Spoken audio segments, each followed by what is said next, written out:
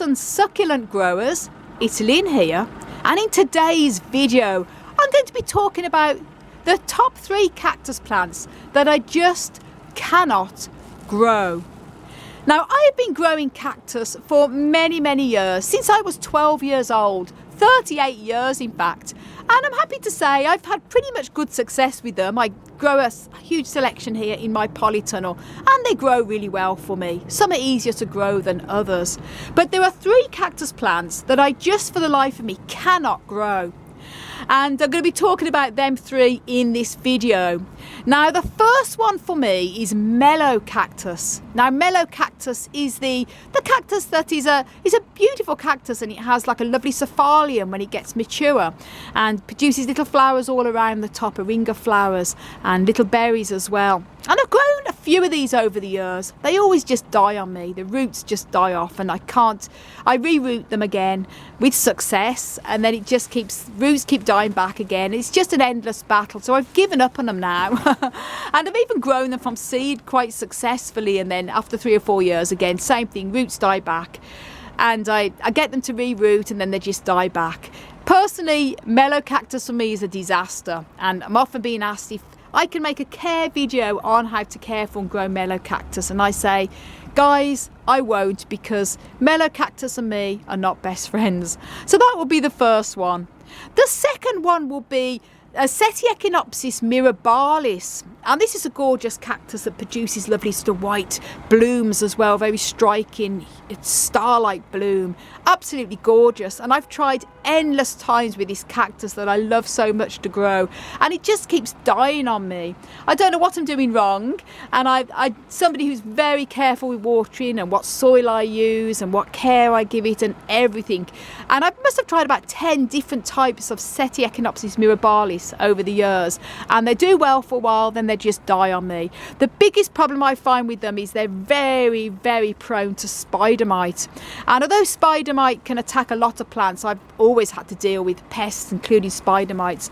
I've never lost, very rarely lose plants from spider mite. They might be more disfiguring, but there's something about Seti Econopsis, they just literally suck the life out of them. And they're even the ones, even when they don't get spider mites, I just cannot grow Seti Econopsis. It just seems to rot from the inside out. And Hans had a beautiful Seti Econopsis mirabilis when he lived in Sweden. Beautiful flowers on it, huge white blooms that it used to give, and sadly he's also died as well. And then we got some more, he got some more when he moved over here to Ireland, and I got some more as well. Tried to grow them again, do well for a while, and then they just die. And I've grown them from seed endlessly, again always germinate really well, and then after a couple of years they just die, and I really have not got a clue why. That rhymes, doesn't it? So Seti Econopsis mirabilis, sadly for me, is also a no-no. The last one will be Slumbergia opuntioides. Now, those of you who watch my channel know that I have a lot of Slumbergia in my collection, and these plants are commonly known as Thanksgiving and Christmas cacti, such as this one here. They're very distinctive and very common plant. I have a lot of different varieties in my collection, and they absolutely thrive for me. Never had a problem with them. They grow really well, especially in the climate here in Northern Ireland. They love the bit of extra humidity, and they really are blooming wonderful. But there's one Slumbergia, and it is quite a rare and a choice one. Slumbergia opuntioides, that is extremely hard to grow, and that's why it's very rarely, if ever, seen for sale.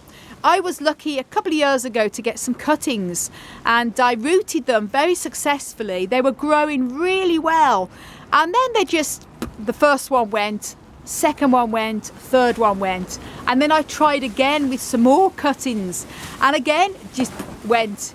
And the reason why it is such a hard and choice cactus to get is because it's extremely hard to grow, even for growers who are experiencing growing Slumbergia like myself. And sadly, it's one I really feel like I want to keep trying with, and I don't have luck.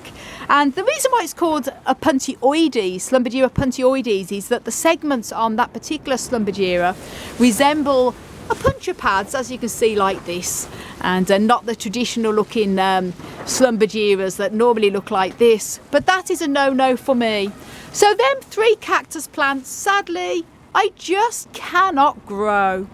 So guys, is there any cactus plants in your collection that you just cannot grow either, even though you may have success with every other type of cactus? Do let me know, leave your comments down below, and I hope you enjoyed this little video. People are always asking me questions, you know, what's wrong with my cactus, and I think they seem to think because I grow cacti that I know everything, but believe me, as I mentioned, them 3 cacti I just cannot grow. So I hope you enjoyed the video, and if you haven't done already, please do subscribe to my channel. Don't forget to give this video a like. You can also follow me on Instagram, Twitter and Facebook at Desert Plants of Avalon. And for more growing tips on how you can care for cacti and succulents, then do please check out my website for regular articles on there as well on growing plants on desertplantsofavalon.com. I want to send you loads of love, heaps of happiness and tons of cactus power from across the Emerald Isle. And until my next video, bye.